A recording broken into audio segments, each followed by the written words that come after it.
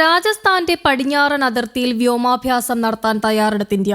അടുത്ത 2 ദിവസത്തേക്ക് വിമാനങ്ങൾ ഈ വ്യോമപാത ഒഴിവാക്കാൻ നിർദ്ദേശവും നൽകിയിട്ടുണ്ട്. ബുധനാഴ്ച രാത്രി 9:30 ആരംഭിക്കുന്ന വ്യോമാഭ്യാസം 5.5 മണിക്കൂറോളം നീണ്ടു നിൽക്കുമെന്നാണ് വിവരം. അതിർത്തിയോട് ചേർന്ന് സ്ഥിതി ചെയ്യുന്ന വിമാനത്താവളങ്ങളിലെ സർവീസുകൾ റദ്ദാക്കിയിട്ടുണ്ട്. പഹൽഗാമിൽ 26 പേരുടെ മരണത്തിന് ഇടയാക്കിയ ഭീകരാക്രമണത്തിന് ഇന്ത്യ ശക്തമായ തിരിച്ചടി നൽകാൻ ഒരുങ്ങുന്നതിന്റെ ഭാഗമായിട്ടാണ് സൈനികാഭ്യാസത്തെ വിലയിരുത്തുന്നത്.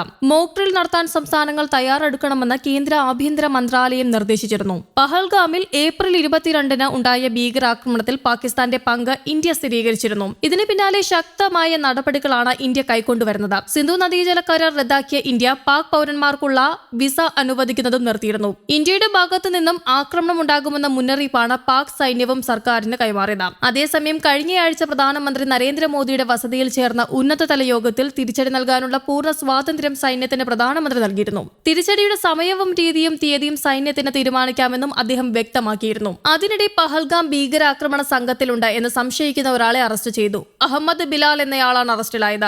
ബൈസരൻ വാലിക്ക് സമീപത്ത് നിന്നുമാണ് ഇയാളെ അറസ്റ്റ് ചെയ്തത്. ഇയാളെ പോലീസ് ചോദ്യം ചെയ്യുകയാണ് എന്നാണ് വിവരം. ഇയാള് ബുള്ളറ്റ് പ്രൂഫ് ജാക്കറ്റ് ആണ് ധരിച്ചത് എന്നാണ് വിവരം. എവിടെ നിന്നാണ് ബുള്ളറ്റ് പ്രൂഫ് ജാക്കറ്റ് കിട്ടിയത് എന്ന് പോലീസ് പരിശോധിക്കുന്നുണ്ട്. എന്നാൽ ഇയാൾക്ക് മാനസിക പ്രശ്നമുണ്ട് എന്നാണ് കുടുംബം ആരോപിക്കുന്നത്. അതേസമയം പഹൽഗാം ഭീകരാക്രമണത്തിൽ കേന്ദ്ര സർക്കാരിനെ വിമർശിച്ച കോൺഗ്രസ് അധ്യക്ഷൻ മല്ലികാർജ്ജുൻ ഖാർഗെ രംഗത്തെത്തി. കശ്മീരിൽ ആക്രമണം നടക്കുമെന്ന ഇന്റലിജൻസ് റിപ്പോർട്ട് പ്രധാനമന്ത്രി നരേന്ദ്രമോദിക്ക് ലഭിച്ചുവെന്നും അതുകൊണ്ടാണ് അദ്ദേഹം കാശ്മീർ സന്ദർശനം മാറ്റിവെച്ചത് എന്നുമാണ് മല്ലികാർജ്ജുൻ ഖാർഗെ ചൂണ്ടിക്കാട്ടിയത്. ഏപ്രിൽ 22-ന് പഹൽഗാം ആക്രമണം നടക്കുന്നതിന് 3 ദിവസം മുൻപ് ഇന്റലിജൻസ് റിപ്പോർട്ട് പ്രധാനമന്ത്രിക്ക് അയച്ചിരുന്നുവെന്നും ഖാർഗെ കൂട്ടിച്ചേർത്തു. കാശ്മീരിലെ ആക്രമണം ഇന്റലിജൻസ് പരാജയമാണ്. സർക്കാർ അക്കാര്യം അംഗീകരിക്കണം. ആക്രമണം നടക്കുമെന്ന് അറിഞ്ഞിരുന്നുവെങ്കിൽ എന്തുകൊണ്ട് അവർ ഒന്നും ചെയ്തില്ല?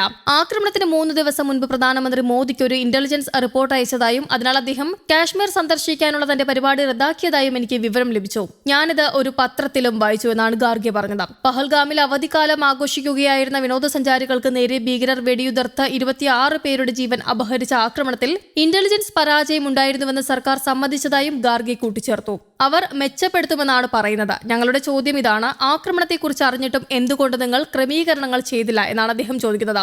ഏപ്രിൽ 24-ന് അടച്ചിട്ട മുറിയിൽ നടന്ന സർവകക്ഷി യോഗത്തിൽ പഹൽഗാം ഭീകരാക്രമണത്തിൽ സുരക്ഷാസേന വീഴ്ചയുണ്ടായതായി കേന്ദ്ര സർക്കാർ സമ്മതിച്ചുവെന്ന് ഇന്ത്യ ടുഡേ റിപ്പോർട്ട് ചെയ്തിട്ടുണ്ട്. അനന്താഗ് ജില്ലയിലെ പഹൽഗാമിനടുത്തുള്ള ബൈസരൻ പ്രദേശം തുറക്കുന്നതിന് മുൻപ് പ്രാദേശിക അധികാരികൾ സുരക്ഷാ ഏജൻസികളെ അറിയിച്ചിരുന്നില്ല എന്ന പ്രതിപക്ഷ നേതാക്കളുടെ ചോദ്യങ്ങൾക്ക് മറുപടിയായി സർക്കാർ പറഞ്ഞതായും റിപ്പോർട്ടുകളുണ്ട്.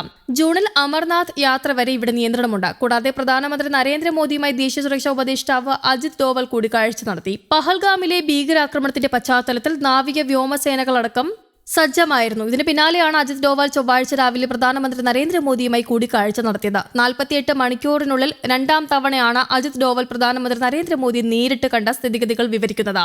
News desk, Kerala Kaumudi.